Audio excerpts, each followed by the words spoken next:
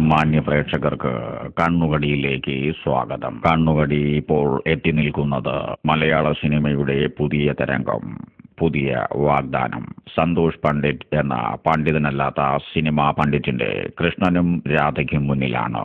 ഇപ്പോൾ തിയേറ്ററുകളിൽ കൂക്കിവിളിയും ആർപ്പുവിളിയും തള്ളയ്ക്കുവിളിയും നടന്നുകൊണ്ടിരിക്കുകയാണ്. ഇതിനിടയിൽ തന്നെ ഒരു പ്രമുഖ ചാനലിന് നൽകിയ അഭിമുഖത്തിൽ സന്തോഷ് പണ്ഡിറ്റ് ഇങ്ങനെ മൊഴിയുകയുണ്ടായി. കൃഷ്ണനും രാധയും എന്ന സിനിമ ഇറങ്ങിയില്ലായിരുന്നു, താങ്കൾ അഭിനയിച്ചില്ലായിരുന്നെങ്കിൽ മലയാളം ഇൻഡസ്ട്രിയിലുള്ള ആരെ കൊണ്ടായിരിക്കും ഈ പറഞ്ഞ ജോണിന്റെ ക്യാരക്ടർ അഭിനയിപ്പിക്കുക? തീർച്ചയായിട്ടും എനിക്ക് ലാലേട്ടനെ കൊണ്ട് ചെയ്യിക്കണമെന്നുണ്ടായിരുന്നു. ലാലേട്ടനോട് ഈ ആഗ്രഹം പറഞ്ഞിട്ടുണ്ട്.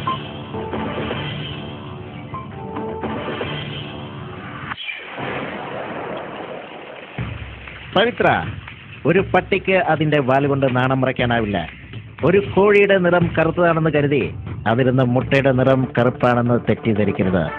നീ വലിയവനാകാം, പക്ഷേ ഞാൻ ചെറിയവനാണെന്ന് അർത്ഥമില്ല.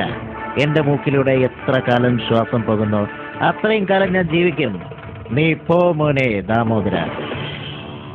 ഒരുപക്ഷെ സംവിധായകൻ സന്തോഷ് പണ്ഡിറ്റിന് ഭരത് മോഹൻലാലിന്റെ ശരീരഭാഷ ഇഷ്ടപ്പെട്ടില്ലെങ്കിൽ തീർച്ചയായും ഭരത് മമ്മൂട്ടിയായിരിക്കും പിന്നീട് സമീപിക്കുക.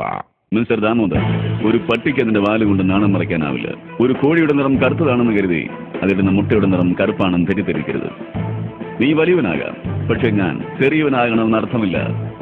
എന്റെ മൂക്കിലൂടെ എത്ര കാലം ശ്വാസം പോകുന്നോ അത്രയും കാലം ഞാൻ ജീവിക്കും. വീണ്ടും കാണാമെന്നല്ല, കണ്ടിരിക്കുമെന്ന് പറ. സംവിധായകൻ സന്തോഷ് പണ്ഡിറ്റിന് ഒരൽപ്പം തമാശയുടെ മേമ്പൊടി കൂടി ചേർക്കണമെങ്കിൽ തീർച്ചയായിട്ടും ഒരുപക്ഷെ ഭീമൻ രഘുവിനെയും സമീപിച്ചെന്ന് വരാം. ഒരു പട്ടിക്ക് അതിന്റെ വാലുകൊണ്ട് നാണം മറയ്ക്കാനാവില്ല. ഒരു കോഴിയുടെ നിറം കറുപ്പാണെന്ന് കരുതി അതിടുന്ന മുട്ടയുടെ നിറം കറുപ്പാണെന്ന് തെറ്റിദ്ധരിക്കരുത്. നീ വലിയവനാകാം, പക്ഷേ ഞാൻ ചെറിയവനാകണമെന്ന് അർത്ഥമില്ല. എന്റെ മൂക്കിലൂടെ എത്ര കാലം ശ്വാസം പോകുന്നോ അത്രയും കാലം ഞാൻ ജീവിക്കും. ഇത്രയും താരങ്ങളെ പരീക്ഷിച്ചിട്ടും സന്തോഷ് പണ്ഡിറ്റിന് തൃപ്തിയായിട്ടില്ല. സന്തോഷ് പണ്ഡിറ്റ് എന്ന സംവിധായകൻ കുറെ പിന്നിലേക്ക് ചിന്തിക്കുകയാണ്. മലയാളത്തിന്റെ നിത്യവസന്തം ഉണ്ടായിരുന്നെങ്കിൽ തീർച്ചയായിട്ടും കൃഷ്ണനായി അദ്ദേഹത്തെ തന്നെ സമീപിക്കുമായിരുന്നു. മിസ്റ്റർ ദാമോദർ, ഒരു പട്ടിക്ക് അതിന്റെ വാലുകൊണ്ട് ഒരിക്കലും നാണം മറയ്ക്കാനാവില്ല. ഒരു കോഴിയുടെ നിറം കറുപ്പാണെന്ന് കരുതി അതിടുന്ന മുട്ടയുടെ നിറം കറുപ്പാണെന്ന് ഒരിക്കലും തെറ്റിദ്ധരിക്കരുത്. നീ വലിയവനാകാം, പക്ഷേ ഞാൻ ചെറിയവനാകണമെന്ന് അർത്ഥമില്ല.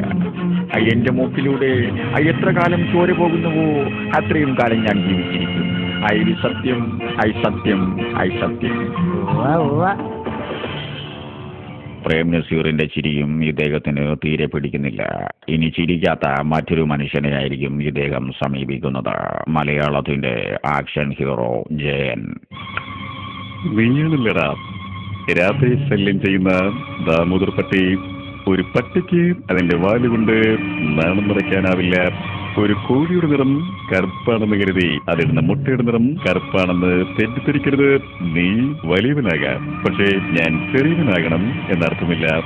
എന്റെ മൂക്കിൽ എത്ര കാലം മുതലക്കുഞ്ഞുങ്ങൾ ജീവിക്കുന്നുവോ അത്രയും കാലം ഞാനും ജീവിക്കും. ഈ സിനിമ തിയേറ്ററുകളിൽ എത്തിക്കഴിഞ്ഞാൽ സംവിധായകന്റെയും താരങ്ങളുടെയും അവസ്ഥ ഒരുപക്ഷെ ഇങ്ങനെയായിരിക്കും.